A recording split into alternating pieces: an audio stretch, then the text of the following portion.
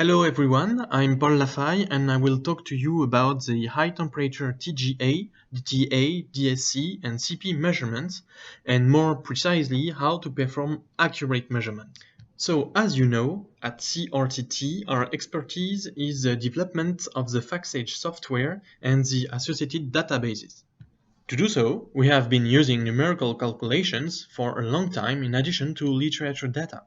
More recently, our teams has acquired new experimental measurement tools that allows it to directly measure the phase diagram as well as the thermodynamic parameters of the stable phases.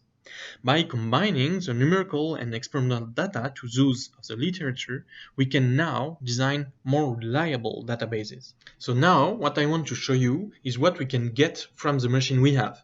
In fact, the application of TGA, DTA and DSC are extremely versatile and allow the study of dehydration, drying, absorption, desorption, oxidation and so on, but also the measurement of the temperature and enthalpy of phase transition as well as the heat capacity. For instance, I have reported here the measurement of the heat capacity of the aluminum iron 4 compound available in the literature, and the measurement of the temperature and fusion enthalpy of an aluminum alloy containing iron and silicon I performed a few weeks ago. And this is not only the most accurate way to have access to these thermodynamic parameters, but also for a lot of compounds, since their crystal structure are not well known, this is almost the only way to have access to this thermodynamic data. Here I have reported all the phases with a known crystal structure in the aluminum iron manganese silicon system.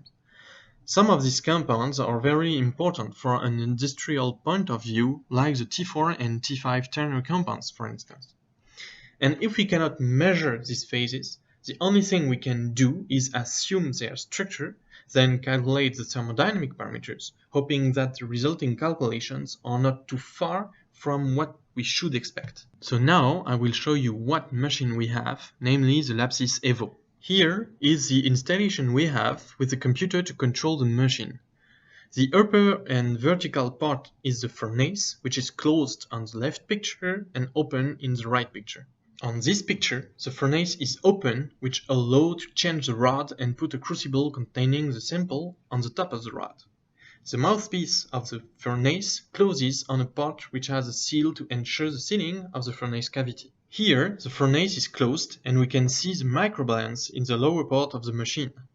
The balance has two arms. The one on the left carries the rod and the crucible, so the rod stands in equilibrium on the balance. And the other arm on the right is the counterweight to balance the weight of the rod, crucible and sample. Just note that in all our experiments we used an argon flux that goes from the microbalance part to the furnace cavity and is evacuated at the top of the furnace. In this picture, a TGA rod is presented allowing the study of dehydration, drying, oxidation, etc. But we have also three other rods. From the less to the most expensive rod, we have the DTA rod, the DSC plate rod, and the Cp rod. All these rods have two crucibles. The first one contains the sample, and the second one is empty to have a reference. The rods have thermocouples to measure the temperature difference between the sample and the reference. And because we have thermocouples, the output raw signals are in volts. So we need to calibrate each rod to have access to the thermodynamic units. The calibration procedure is detailed in the user manual. For the alumina crucible, the calibration procedure is based on the measurements of the melting temperature and fusion enthalpy of several pure metals. We just need to compare the raw values to the expected ones, and we can calculate the temperature correction function and the coefficient of the polynomial regression for the heat flow calibration.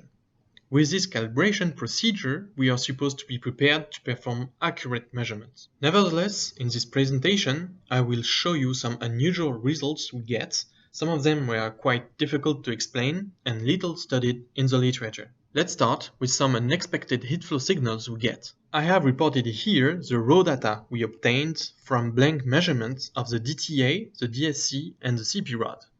Blank measurement means that we have no sample and no crucible. We just measure the rod itself. In all the curves, in red is the evolution of the sample temperature with respect to time, from room temperature up to 1600 degrees. and in blue is the evolution of the heat flow signal in microvolts. So here there is no calibration or any numerical treatment. But because we are using the same thermocouples for the reference and sample slot, we should expect a flat heat signal instead of what we get here. We have made the assumption that the thermocouples are maybe not symmetrical, and maybe the furnace heats asymmetrically.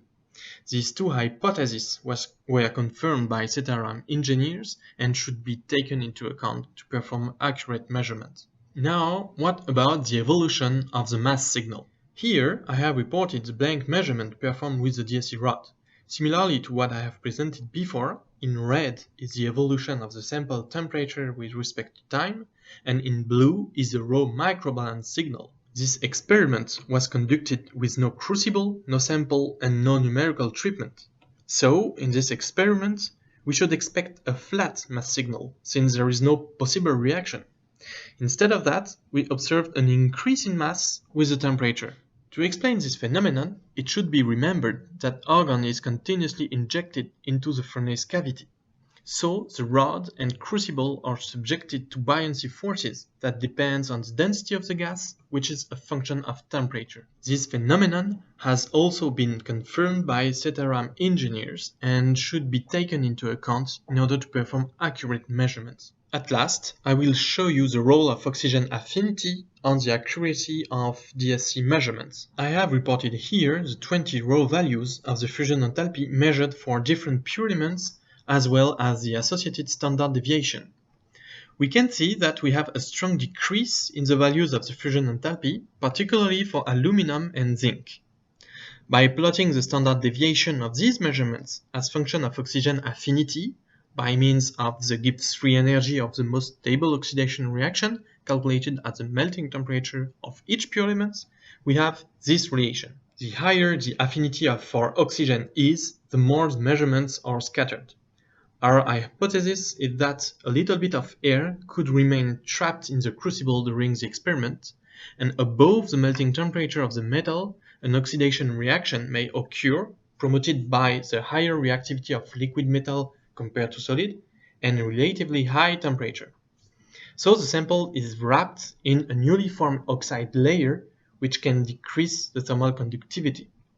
This hypothesis has also been confirmed by Ceteram engineers and is taken into account in the calibration procedure. By taking into account this phenomenon, we are now able to perform everyday DTA and DSC measurements.